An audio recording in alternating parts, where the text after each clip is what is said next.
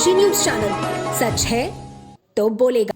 आदिवासी अस्मिता और स्वाभिमान का पर्व आदिवासी गौरव दिवस इस बार सोनभद्र की धरती पर इतिहास रचने जा रहा है। जिले में पहली बार इतना भव्य आयोजन होने जा रहा है, जहां असम के राज्यपाल लक्ष्मण आचार्य महान आदिवासी नायक बिरसा मुंडा की प्रतिमा का अनावरण करेंगे।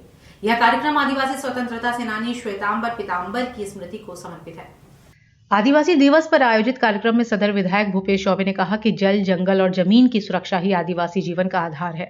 उन्होंने बताया कि उत्तर प्रदेश की योगी आदित्यनाथ सरकार द्वारा अब तक कई आदिवासी परिवारों को भूमि के पट्टे वितरित किए जा चुके हैं, जिससे उनके जीवन में स्थायित्व और सम्मान की भावना आई है। विधायक ने सरोवर में स्नान कर आदिवासी परंपरा के प्रति आस्था व्यक्त की और प्रधानमंत्री नरेंद्र मोदी व मुख्यमंत्री योगी आदित्यनाथ को धन्यवाद दिया कि वे आदिवासी समाज की खोई हुई परंपराओं को राष्ट्रीय पहचान दिला रहे हैं।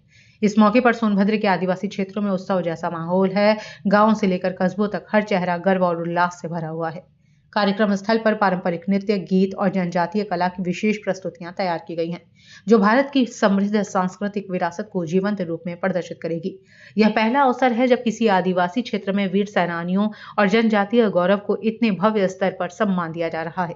आयोजन समिति का कहना है कि यह पर्व केवल सोनभद्र ही नहीं, बल्कि पूरे देश के आदिवासी समाज के लिए गौरव और एकता का प्रतीक बनेगा।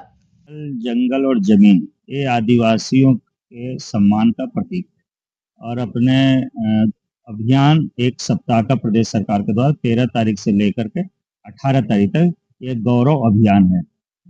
धरती आबा भगवान बिरसा मुंडा जी के जन्म दिवस का जो 150 वर्ष पूर्ण हो रहा, उस अवसर पर स्वतंत्रता संग्राम सेनानी नीलांबर पीताम्बर स्मृति सम्मान समारोह पटना शिव मंदिर के प्रांगण में आयोजित है, जिसमें मुख्य अतिथि के रूप में श्री आचार्य लक्ष्मण प्रसाद जी महामहिम असम राज्य के उसमें मुख्य अतिथि के रूप में भाग ले रहे हैं।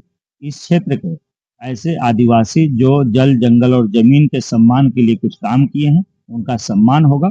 आज स्नान नदी में करना या ये तो अपने स्वभाव का हिस्सा है, क्योंकि हम लोग भी ग्रामीण पृष्ठभूमि से हैं, जंगलों के बीच में रहे हैं, आदिवासियों के बीच में रहे हैं, ये स्वभाव का हिस्सा है। इसलिए वो हम लोग बराबर इस प्रकार के स्नान जब भी अवसर मिलता है तो नदियों में किया करते हैं।